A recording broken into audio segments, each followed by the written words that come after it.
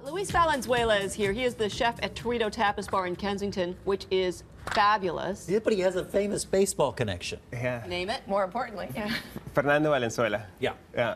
Famous pitcher for the Dodgers. For the LA, Dodgers, yes. yep. LA Dodgers. And that is who related to you? My dad's cousin, or like second cousin, or. Wow. Do you get Where good is he seats? now?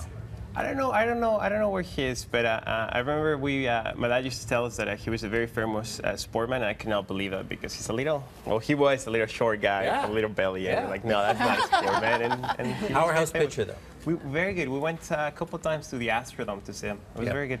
That's amazing. Do you have something you want to do about food? There you go. We also do stuff about food. As I mentioned, Luis is from Torito, and you've been involved with FoodShare for 3 years now. I'd never heard about this organization before. Really? Explain what it does. It's just great. It is. I fell in love with them. I think that, well, their main focus is they're working with kids, right? And they try they use this word food literacy, and they try to teach young ones what it is about food, how is food processed, how is food, how does a tomato comes into a table, right? Most of us, we grew up in this area where everything comes from cans, that everything comes from store shelves, right? So you see you go to the food section, to the meat section, and then you see a Happy Pig in you want pork loin, and then you see a Happy Pig A little sticker, cartoon and then you grab it and you smiling, think that that's the way it is, but it's quite different when you take a kid and show them how the pig is raised in a farm and how is he going to be killed in an abattoir, right? And it makes you, I think that we have lost that connection with food, and it's very important that at a very young age we make that connection, and that's what the FoodShare does. Mainly. Right. So people like yourself, professional chefs, go into schools to talk to the kids? Well, no, not really. I mean, I believe that they do have a program that does stuff for that. We did. I had done with them 3 years. Eat in Ontario is an event that happens in Queen's Park, and basically they bring kids from kindergarten all the way to grade 12, and they choose 10, 12 chefs in the city, and they give you an item, and then you had to cook something with that item and explain them what that item is. To give you a better example, I was cooking, I did, one of the years that I was working with them, I did garlic, right? So we made a garlic foam, which is it's a Spanish soup made out of garlic and almonds, but we omitted the almonds, and we just made it the garlic, and we just created a different texture to it. So the kids were very excited and very impressed with that, right? And some of the kids, believe it or not, they had never, not that they have never tried garlic, but they didn't know what garlic was. And That's what I was going to say is do you find the kids are surprised at the food making process? They must think it's like you put it in the microwave and it's that's what happens. Like you see these young kids that are 6, 7 years old, that they looked at you and you're like, what, garlic? What is that? Like how do you make that? You know, we make these beet chips that we were sprinkled with some sort of garlic salt that we made. And they were pretty impressed. They're like, I never had anything like this. I'd never seen. Can you send the recipe to my mom? You know, Well, that's the thing. Now they get excited about this whole new area of their life. They can be creative and experimental, and just contributes overall to their health and their knowledge. Exactly. I mean, and I might be.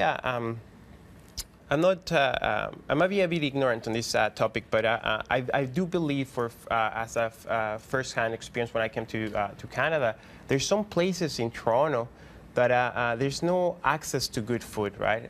In the East End, in the North End, in the West End, there's places that there's. I guess the city. You mean like fresh markets? Like and things fresh like markets that? and Well, stuff like that. A lot of communities in the United States, and I suppose in Canada as well, lower income communities get blamed for having a lot of fast food restaurants, not a lot of fresh fruit. Fresh fruit, exactly. But the other point that happens is that not only is bringing fresh food to those places where there's not such a thing, but it's also teaching people, right? Because you could bring spelt or fire or barley, But if you don't know what that is, if you don't know how to cook it, then, or if you can bring tomatoes, or garlic, but if you've never seen it, then that's right. Yeah. It looks foreign to There's you, an right? event coming up that just sounds like heaven. Yes. It is called Recipe for Change, and it's raising awareness and support for FoodShare. And you're participating, and then chefs from, there's just too many restaurants to mention. Frank at the AGO, Mildred's Temple Kitchen, Le Select, on, Spice Route. All these chefs will be there cooking, and then you can go and sample all of the food. What do you have in correct? front So we made a fado. Fado is a type of, it's not a spelt, it's a grain. It's a very healthy option. We decided to make this because not many people do this. It's Italian. It's more similar to barley. I'm trying to bite. We mixed it with smoked salmon that we make at the restaurant, creme fraiche, and there's a little bit of a spread of tomatillo salsa, which, believe it or not, tomatillos are grown in Canada. There's a lot of vegetables and fruits that you could get in Canada, So in will this Toronto. be a tasting menu for this event, or? Yes. So there's 30 chefs cooking little side plates for 200 or 300 people, right? You can. Yes. Are you tired of the term foodie? Because I sure am. I am.